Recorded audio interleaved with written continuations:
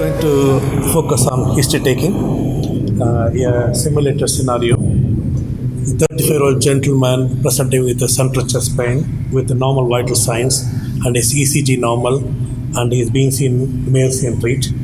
We are going to have a look at the video for 5 minutes, and then subsequently I want active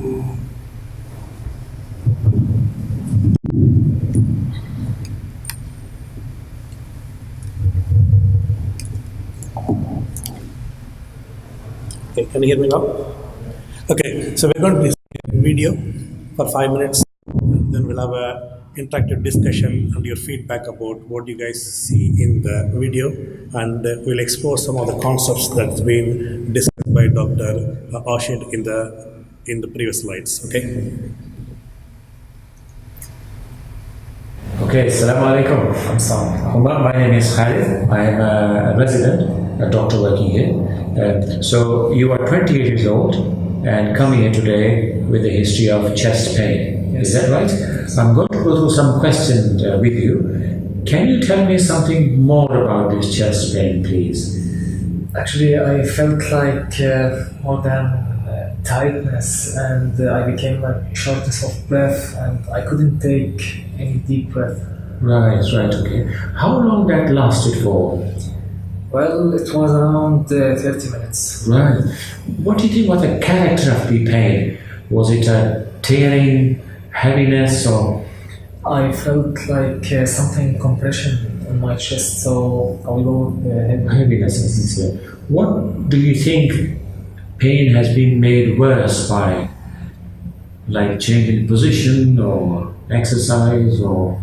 Well, with movement, so yeah, maybe with exercise. Right. And what about sweating? Was any associated sweating? Well, I didn't remember well, but I think I sweat a lot. Oh, right.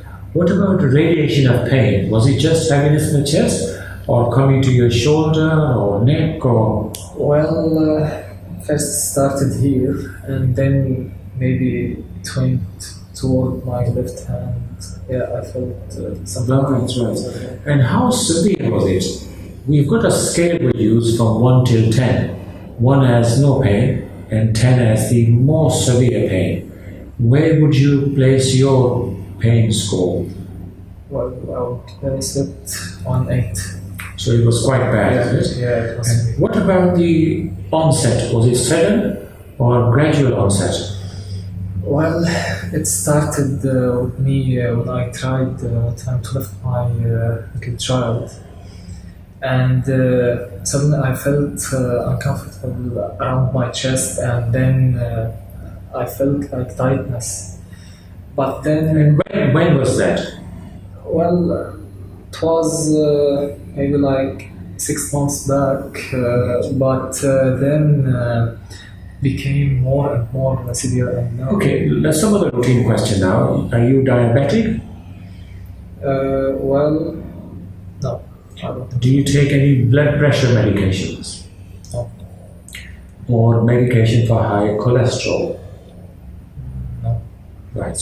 And do you take any medications at all regularly? No, actually I'm not taking any medication. Okay. And some other routine question now. Do you drink alcohol? No. Any recreational drugs that you use? Absolutely. Right. Anything significant in the family? Well, my father suffered before of acute myocardial infarction, and actually this is why he passed away. Right. So this is why I'm worried about my condition. Okay, so one final question now. Any other symptoms like high temperature? No. Coughing?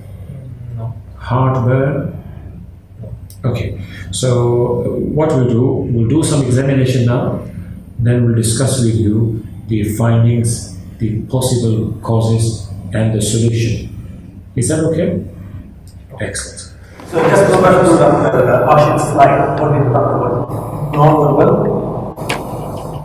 communication skills, verbal communication skills, Okay, let's focus on this topics and see what you guys think about this. What non-communication? It's a non-verbal skills that he has demonstrated.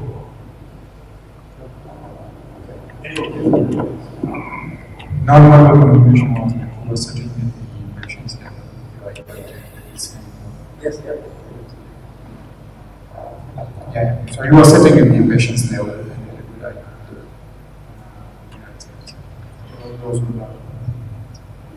Any other comments? Now sitting at the high level, okay, and talking to the patient. Any other comments? What other non-verbal communication skills is there also? There's quite a lot.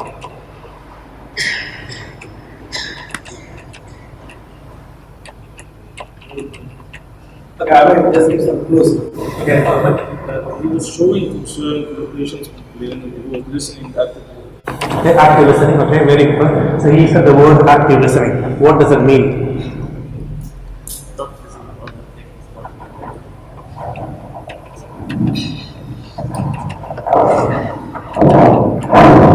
so he's giving him his complete attention. He's not looking at mobile or busy with his papers or looking around or ignoring him in any other way.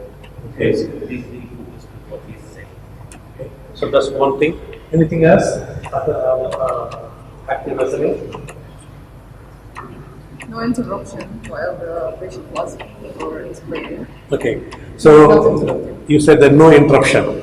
Okay. How many of you think that he followed the patient? One of them are use his following skills. Okay. How many of you think that he had a good following skills? That means allowing the patient to talk and explain in their own words, their own ideas, their own concerns. How many of you observed that happened? I feel that in between he was cutting the patient and asking for the history. So it was like he was not giving enough time for the patient to tell his concerns completely.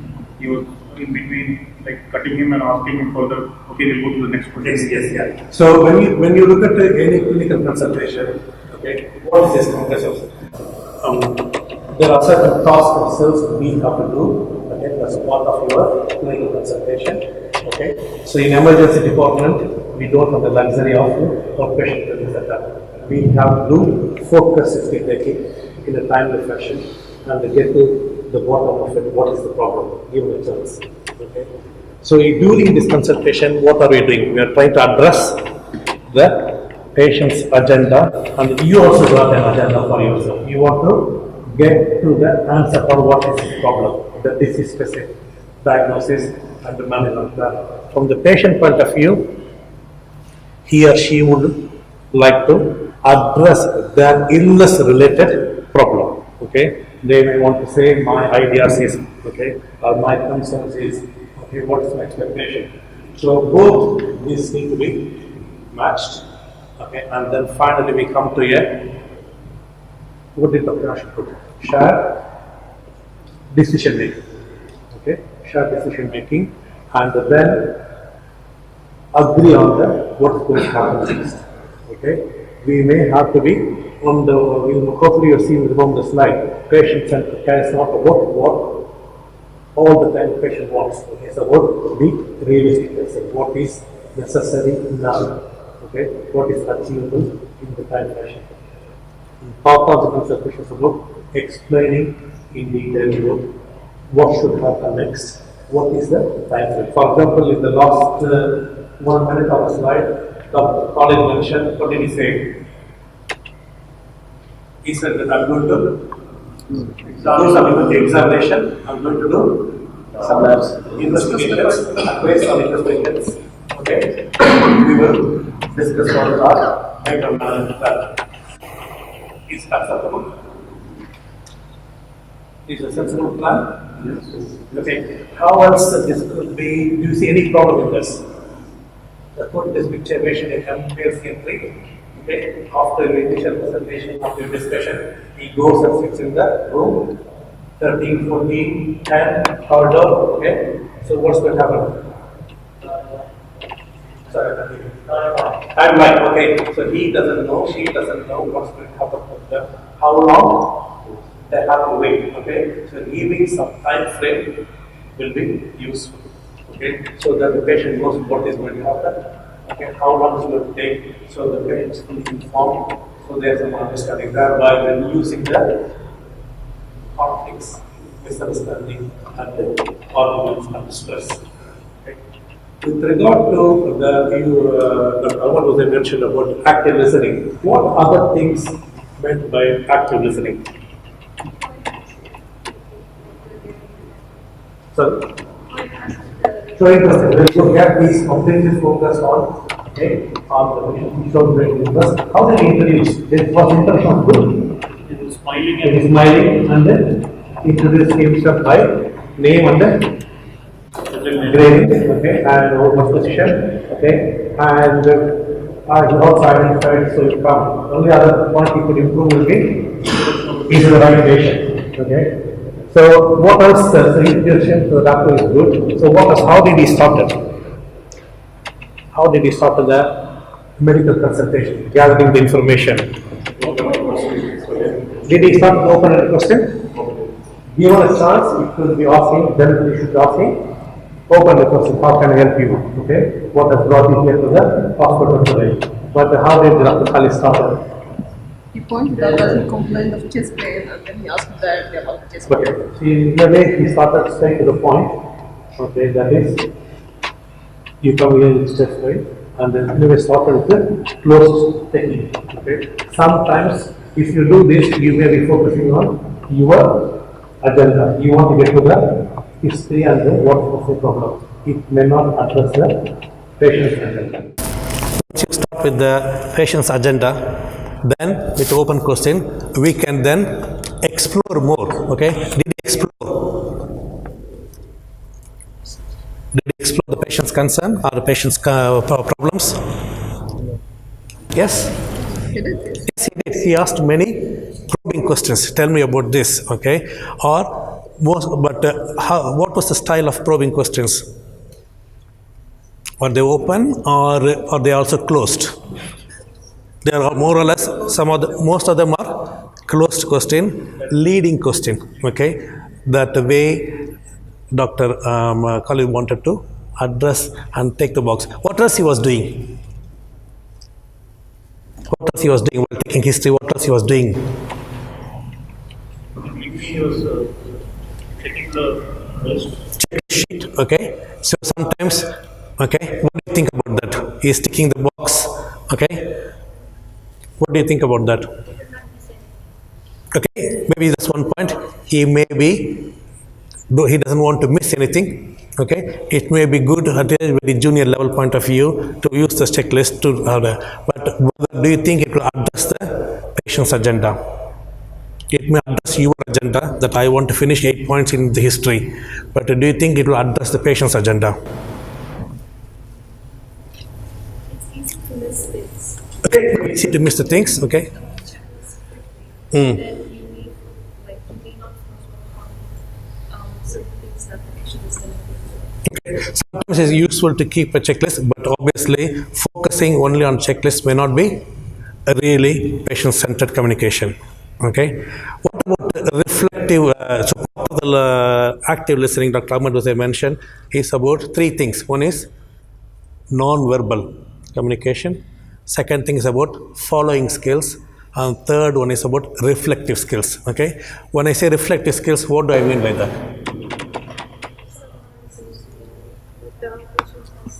Again? Summarizing what the Summarizing one, yeah. So just going back to Dr. Ash's slides, okay. What did Dr. Ash mention? Paraphrasing, okay. Echoing the patient's emotions and the feelings in the correct context, okay. Restating the patient's problems, okay. Did he do that? Did he acknowledge many of the patient's symptoms? Yes? No? He did many occasions. What did he say? When he said, oh, I got the pain score 8 out of 10 for 30 minutes, what did he say? Yeah, he's acknowledging that he's okay, making normalize, okay, I understand that pain, okay, he's echoing that, okay, that making sure the patient is feeling that, okay, I heard you saying that your pain score is severe, okay, so that's that's a very good skill. Okay, so if any other in the context of active listening, with regard to following skills, what he could change or what you could like to change?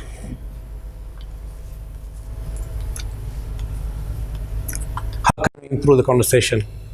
There are two occasions specifically in this video where what happened. When we talked about 6 months ago, I had this chest pain. Okay, what happened afterwards? The patient said.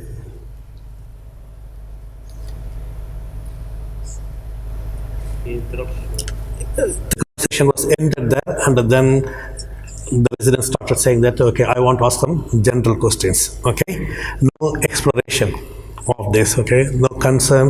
The patient's concern was not necessarily addressed. Similarly, around 3.5 minutes, what happened? He talked about my father died of myocardial infarction, and that is why I'm really worried. Okay, so what in an ideal situation, what should have happened?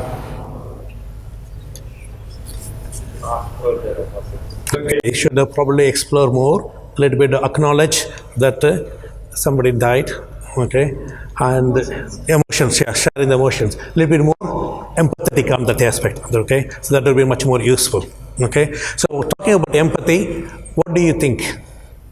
How easy, how difficult it is?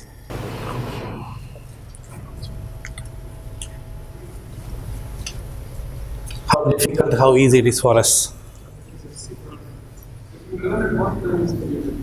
Yes, okay, yes.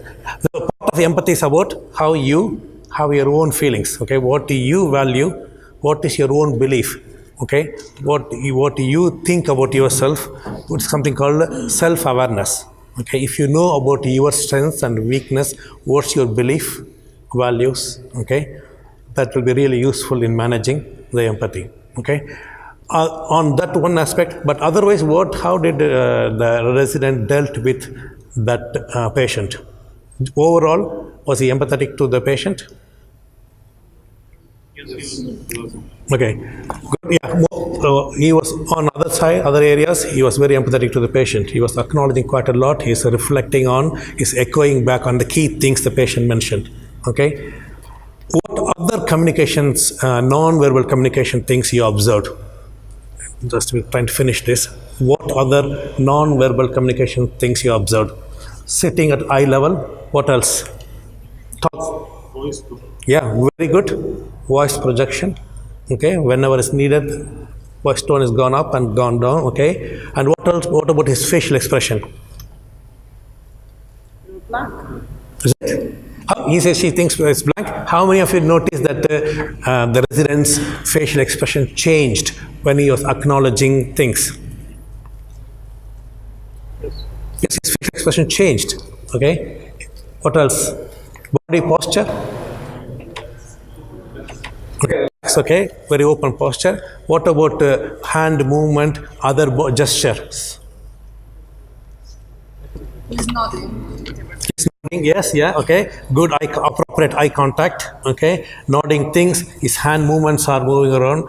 And what about clarity of speech?